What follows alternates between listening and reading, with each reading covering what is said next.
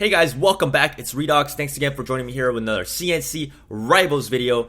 And in this video, I want to talk about what cards you guys should be focusing on and leveling for the GDI faction. Now, mainly, I would focus on the common, which are the beige cards, or the blue cards, which are the rare cards, to upgrade. Just because the common and rare cards are easier to get than epic cards, which are the purple ones. The common rare cards you can get from the Alliance as well. Keep that in mind. You can always request common and rare cards and also find them in the shops, and you can also open them up in crates as well. They're just easier and cheaper to get, while the epic cards are certainly more rare and harder to get. The epic units are good, okay? I'm not saying the epic units are bad. It's just that they are harder to find. Just because epic cards are epic and their rarity is just higher than the other cards. And you don't need to have epic cards necessarily to win. They are very powerful, like the Titan. It's a very powerful unit and can help you win games, but it's not entirely necessary to win games with epic cards. You can win games just with common cards and rare cards. And you'll see a lot of the top players in this game mainly use common and rare cards for most of their army. They may have 1 or 2 epic cards, but they will not have more than 2 in their arsenal.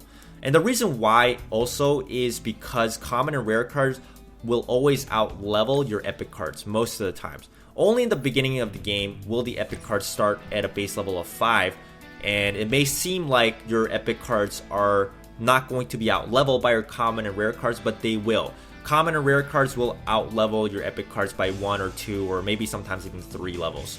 So that's why I mainly advise you guys to focus on common and rare cards. Now I'm going to give you guys my general overview, my general recommendation on what units you guys should upgrade on the GDI faction, or what units are okay to upgrade. As we have a limited amount of credits, so you don't really want to waste your credits on units that aren't going to perform very well right now at this meta. And all the barrack units in the GDI faction are good to upgrade on, okay? And I'm going to talk about the epic units. The jump jet troopers can move over terrain and enemy units, reveals adjacent stealth units, and they target ground vehicle units and other units as well. But their main job is to kill vehicle units, and they're very good at it. They can pretty much take on any war factory units and can also snipe enemy harvesters. I think the jump jet trooper is a very solid anti-vehicle unit, and it's a great unit to upgrade if you like the playstyle of this unit. The sniper team, the other epic infantry, is hands down, in my opinion, right now the strongest anti-infantry unit in the game. Being able to abuse that 2-tile range is very difficult for your opponent to deal with. Also, because the sniper team's movement speed is fast, it can outspeed pretty much every single infantry unit in the game and just shoot away. So if you're good at microing your units, the sniper team will be a solid anti-infantry addition to your team, and it's a unit that is definitely worthwhile to upgrade on if you like the playstyle of the sniper team. Let's go to the War Factory units. The War Factory common and rare units, once again, are all very good, and if you like the War Factory playstyle, then you can definitely go and upgrade them. Now, just this unit I want to talk about, the War Dogs, which is a common vehicle unit. This one is going to be down to your preference. The War Dog is basically a tanky rifleman that allows you to start off with a War Factory and build a unit like the Rifleman, which is the War Dog. Like I said, this is basically like the Rifleman, but I don't always recommend you leveling this guy up unless you want to use the War Dogs with a War Factory opening. If you're not going to do that, then this unit won't have any purpose. The War Dog's purpose is literally the Rifleman, but the War Factory version of it. So definitely ask yourself before you upgrade the War Dogs. They are a very cool unit to use, and they are quite viable now. In the beginning, I didn't think they were so good, but definitely give it a shot if you want to use the War Factory opening with the War Dogs. Now, I'm going to talk about the epic vehicles. The first one is the MLRS, can attack up to 2 tiles away, but it must set up first, rapidly fires 3 rockets, then must reload. This is basically the sniper team of the War Factory. The MLRS, with its 2-tile range and its immense amount of DPS, can take down vehicles quickly and also take down enemy bases if you ever get a shot. It's a very strong, viable anti-vehicle unit And if you like the playstyle of the Sniper or the MLRS, you'll do very well with this unit.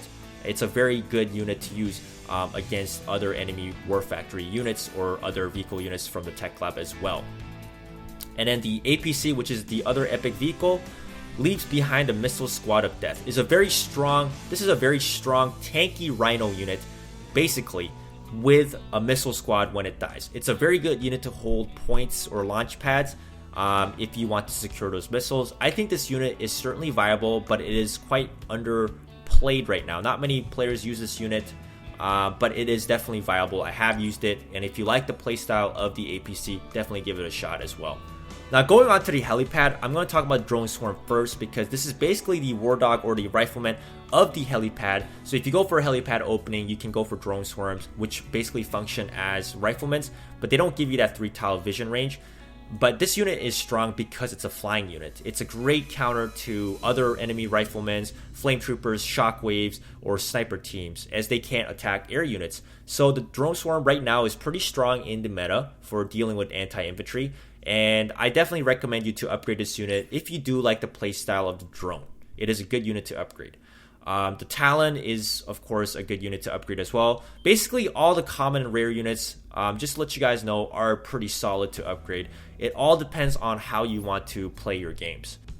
Alright, the next unit is the Orca Bomber. It rapidly fires 2 rockets that must reload, is a flying unit. It's a burst damage unit, so it'll have to reload after attacks, and is quite vulnerable during the time while it's reloading. So you need to be good at microing. You need to attack and then move the Orca away, so it doesn't get killed by your opponent's unit if it attacks the Orca, while the Orca can't attack your opponents. It's a great anti-vehicle unit, but I think this unit is down to preference. If you don't like that burst damage playstyle, this unit is not for you, and I wouldn't bother wasting credits on it. Now, the next unit we're going to talk about is the Hammerhead. It is a common aircraft, so the cards are easier to get for this unit, and it can also attack enemy base while attacking other air units. Its primary job is to kill other air units, and it's very good at that. There are very few units that can fight against the Hammerhead in the air. The Phantom from the Nod faction is basically the equivalent of the Hammerhead, but it does burst damage instead of doing constant damage like this unit. The Hammerhead is definitely a solid unit, guys, for anti-air, and because it's a common aircraft, it's definitely an easy aircraft to upgrade, an easy unit to get cards for. Alright, now moving on to the Tech Lab, the first unit we'll talk about is the Wolverine. It's a common vehicle unit, very easy to get cards for, and has an extremely high attack speed. Very, very good against air and infantry units. So if you want to use the Wolverine and you like its playstyle, definitely level this unit up because it is viable and it is the cheapest unit of the GDI Tech Lab.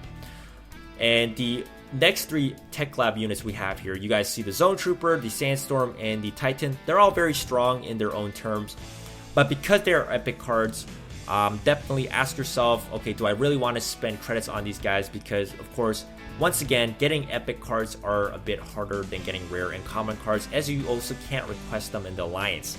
So it's down to how you want to play your games, but all of these 3 units are viable to use. Alright, the next unit is the rare vehicle, Disruptor. It can attack up to 2 tiles away, damages any enemy in the beam.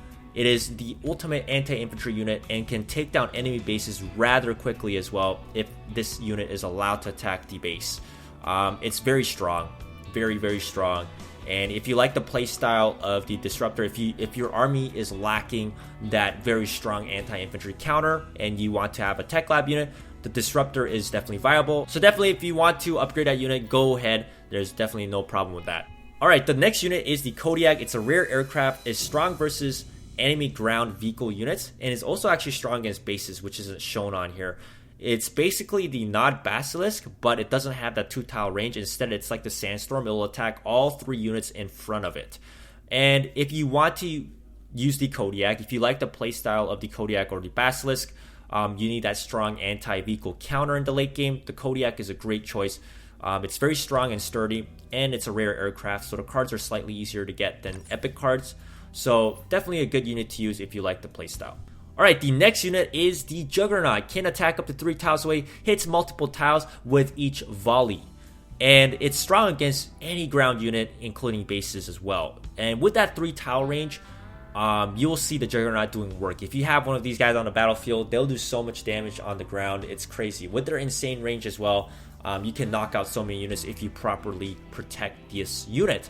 Now, this unit is also very vulnerable because it's an artillery unit and it has to set up. So if your enemy ever gets right into the Juggernaut's face, the Juggernaut will die very fast. So this unit is all about preference on how you want to play it. I think this unit is quite viable, but because it's also an epic unit that's built from the Tech Lab, it's questionable on, I mean, it's about you guys. It's about how you want to play it, and you guys should ask yourself if you want to spend credits for this unit.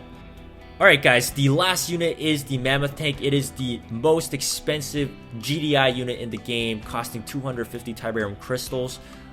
This unit is very difficult to pump out unless your opponent lets you farm all those crystals, kill his harvesters. Then you can definitely pump out these tanks early on. And I'm sure this tank will be very good in the lower ranks just because players won't really understand how to play against this unit. But this unit is relatively easy to counter, especially if you have air units. The anti-air weapon on the Mammoth Tank is a complete joke, but it is a very strong unit against against enemy vehicles. It can kill most enemy vehicles with ease. But this unit is not impossible to counter. Honestly, I think I wouldn't level up this unit unless you really like the Mammoth Tank playstyle, but I've never had a problem dealing with this unit. I've actually had more troubles using this unit just because it's so expensive to build and it's so slow at moving. It just can't get to those launch pads quick enough. And also, even though it crushes enemy infantry units, it has a hard time actually rolling over them if you don't speed it up with something like the Colonel Jackson ability. So I think the Mammoth Tank is a good unit, but I really wouldn't touch this unit unless you really want to use it. So depending on your playstyle, you'll want to level up different units and focus on certain units over the other ones. I would recommend common and rare cards still over the epic cards, just because epic cards are a bit harder to get in this game and you can't request them in alliances. And common and rare cards will still be the major bulk of your army, as they are cheaper to build in game most of the times as well. They'll form the bread and butter of your army, while you may have 1 or 2 epic cards in your arsenal. So definitely try to focus on the common and rare cards, but the units you want to upgrade is on you, on how you want to play this game and how you want to use the units. So that is up to you, but I hope you guys enjoyed this video. So please leave me a comment and a like as well if you enjoyed this video. Let me know what you guys think. If you haven't subscribed to my channel yet, please do, and I'll see you guys next time.